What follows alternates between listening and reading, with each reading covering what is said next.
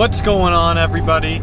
So, a lot of you have asked why I don't make videos while I'm driving anymore, and there are a few good reasons for that. The main reason being the audio quality. Now, when I'm sitting in a room talking to the camera, the audio quality is perfect. But if I'm in the car, especially my Miata, the audio quality starts to suffer because there's a lot of other noise. Second off, it's a lot easier for me to film when I'm just talking straight to the camera and don't also have to focus on driving. It helps me to not stutter as much and to make a better overall presentation to you guys.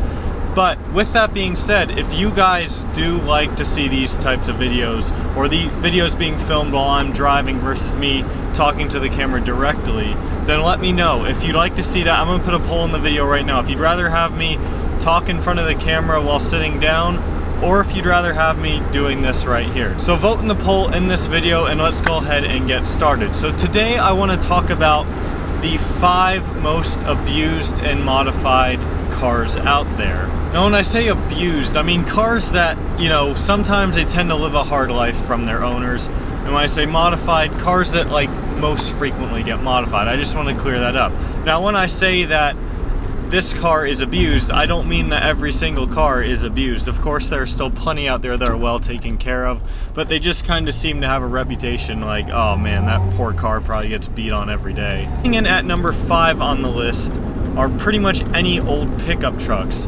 Now, these cars by their first owners usually live pretty nice lives while they're newer, but as they get to the secondhand market and become a lot cheaper, a lot of younger people, or just people in general, really like to modify these things and make them obnoxious and just kind of stupid. And that's just my opinion. Of course, plenty of people love it. And when I'm talking about that, I'm talking about big lift kits that lift the car. You know, you've seen the crazy trucks that are lifted like 18 inches above the stock ride height. All the light bars all over it. Now, if you've got a lift kit on your truck or Jeep or whatever, and you go off-roading and all that, then good for you. You know, I've got no problem with that. But if you're just putting a huge lift on your car just because, you know, it's kind of stupid in my opinion. A lot of these trucks are also known for rolling coal, where if you don't know what that is, it basically is the car's exhaust just shooting out a bunch of black smoke when they gun it, and that can be quite annoying to other people when you see smokestacks. Coming in at number 4 is the Nissan 240.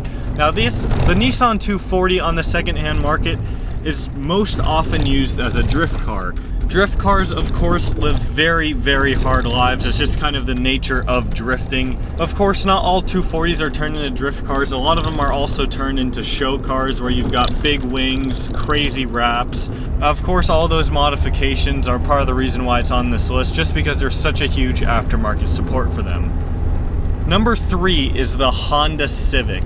Now, older Civics, or even newer Civics, they can all be, you'll see a lot of them that are modified, especially when you're rolling up to just a casual car show. There will probably be a lot of modified Civics there.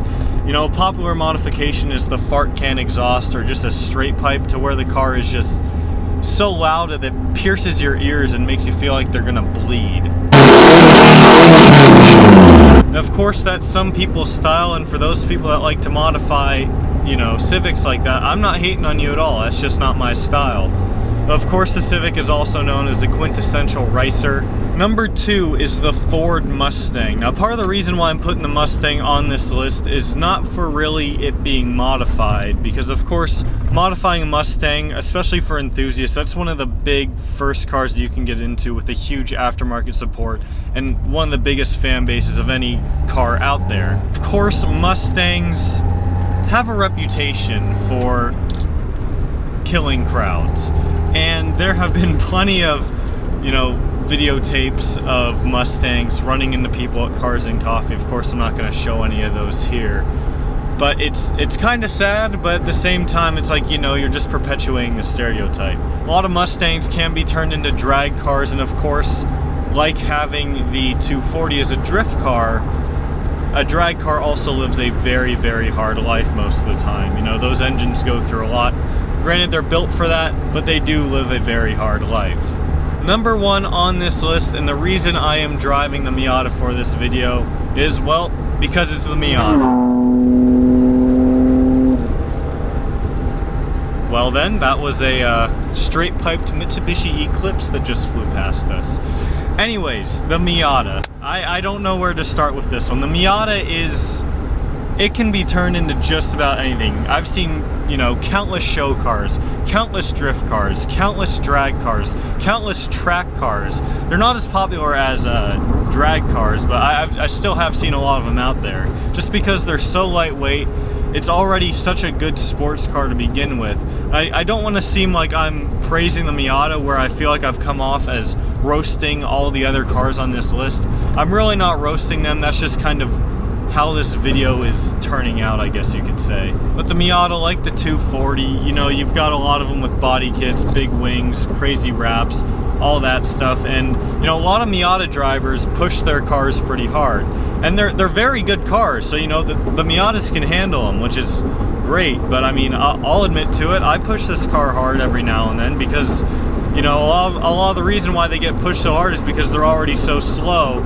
You can push the car to its limits, you know, whenever you want, and you're not really going to be doing anything too illegal.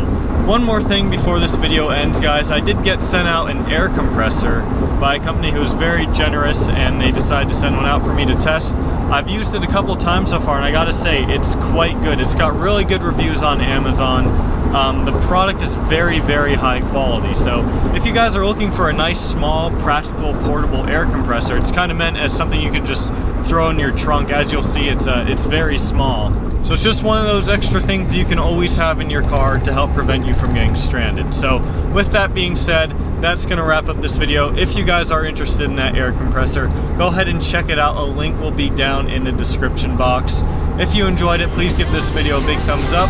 I'll see y'all next time.